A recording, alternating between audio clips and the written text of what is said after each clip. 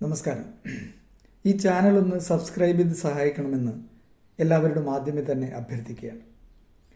കൊടുങ്കാറ്റും മഴയും ഉണ്ടാകുമ്പോൾ സാധാരണ പക്ഷികൾ തങ്ങളുടെ കൂടുകളിലേക്കും അഭയസ്ഥാനങ്ങളിലേക്കും മടങ്ങുമ്പോൾ കഴുകൻ കാറ്റിൻ്റെ സഹായത്തോടെ ഉയർന്നു പറന്ന് മഴമേഘങ്ങൾക്കും അപ്പുറമെത്തി കാറ്റിനെയും മഴയെയും അതിജീവിക്കുകയാണ് സാധാരണ ചെയ്യുന്നത്. നമ്മുടെ ജീവിതത്തിൽ പ്രതിസന്ധികൾ ഉണ്ടാകുമ്പോൾ അവയിൽ നിന്നുള്ള ഊർജം ഉൾക്കൊണ്ട് തന്നെ നമുക്ക് അവയെ മറികടക്കാൻ കഴിയും എന്നുള്ളതിൻ്റെ ഏറ്റവും വലിയ ഉദാഹരണമാണ് ഇത്. ചില അവസരങ്ങളിൽ കാക്കകൾ കഴുകനെ കൂട്ടമായി ആക്രമിക്കാൻ എത്തും. തന്നെക്കാൾ ചെറിയ എതിരാളിയായിരുന്നിട്ടും അവയോട് നേരിട്ട് ഏറ്റുമുട്ടാൻ നിൽക്കാതെ പലപ്പോഴും കഴുകൻ ഉയർന്നു പറക്കുകയാണ് ചെയ്യുന്നത്.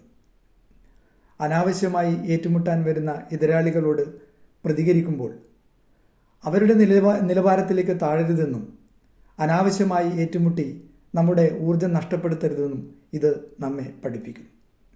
നന്ദി.